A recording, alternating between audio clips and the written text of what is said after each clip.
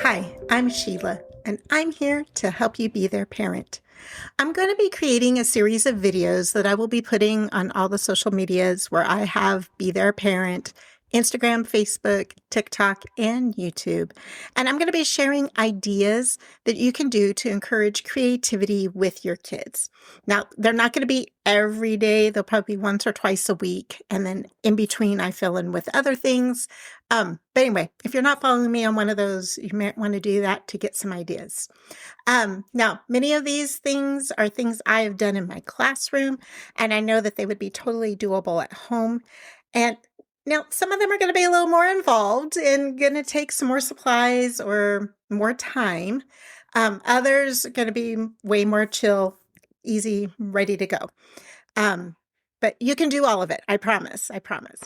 All right. Now, I am going to suggest some toys that don't even have to be super messy with the arts and crafts aspect of being creative.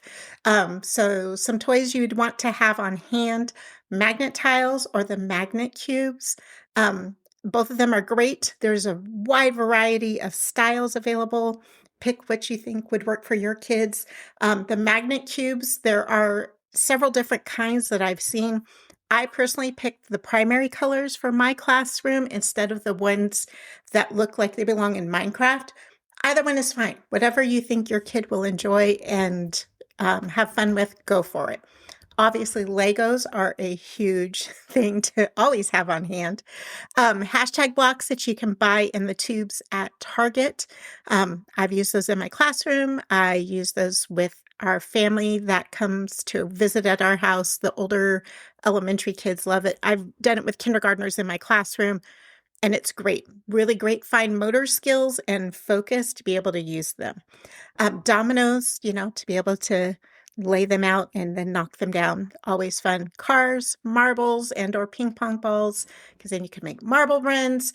Also with the dominoes, you could use them to knock over a marble that then rolls down. Think Rube Goldberg machines. Yeah, those are a lot of fun. Now, for craft supplies, this will totally depend on how comfortable you are with crafts and also how messy you want to get and how much time you have to do with your kids.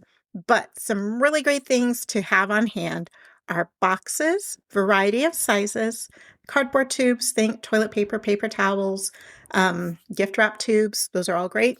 Pipe cleaners, popsicle sticks, different kinds of glue. Glue sticks are great for paper and such. Tacky glue works really well for the little bit bigger things that you don't really want to use the glue gun for. And then obviously a glue gun is really great for the really big items that you really need to hold well. There have been times even in my classroom, I've used a little bit of both, a little bit of tacky glue with the glue gun, and that really helps to hold it in place. I did let my students use glue guns 4th grade and up, and I just bought the low temp guns that they used.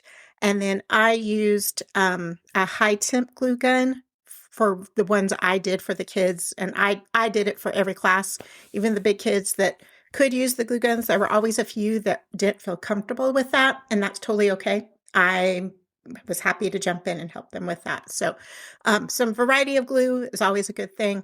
Yarn, fabric, paint, if you're willing to deal with the mess.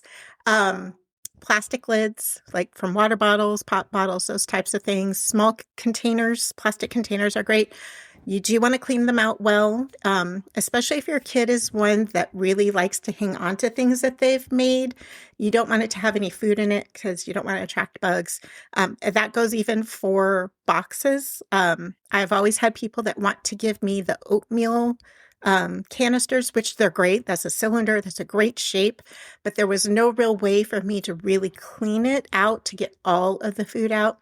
And I just never knew if my kids took these things home and then threw them away pretty quick or if they held on to them for a while. So I just didn't use them because, again, did not want to help attract bugs if at all possible. So that's just my 2 cents. You might have it set up with your kids that you make something, you enjoy it, take a picture of it and toss it. Great. Go for it. It's all good. Construction paper and or cardstock, clay, If it's something that you want to last, then you could get the air dry clay. Or if it's just something you just want to make and then put it away and then be able to pull it back out, obviously Play-Doh is a great way to go.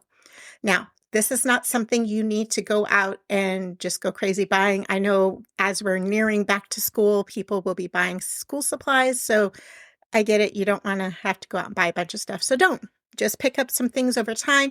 Check the clearance aisles, both at Walmart and Michael's, Hobby Lobby. They all have little clearance sections. You just have to find them. They're usually towards the back of the store, and pick things up from there.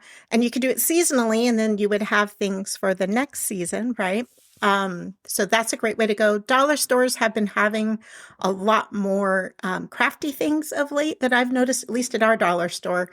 So that would be a great place to look. And then garage sales. You just never know what you might find. There might be a really great treasure in there that you would work perfectly for your kids. So now I'm giving all of these ideas. Great. And bottom line, this is meant to be fun for everyone. This is not meant to be a chore for you.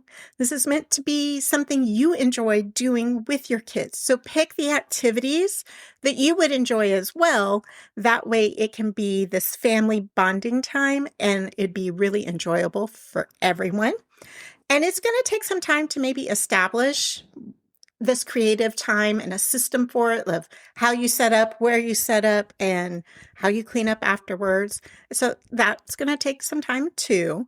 You could always just pick one day a week that's your creative day. And I'm not saying do these big projects, once a week, maybe do it once a month. But on the other days, that's when you pull out the magnet tiles and maybe the pipe cleaners to do together. That's a fun thing to do because the pipe cleaners will stick to the magnets.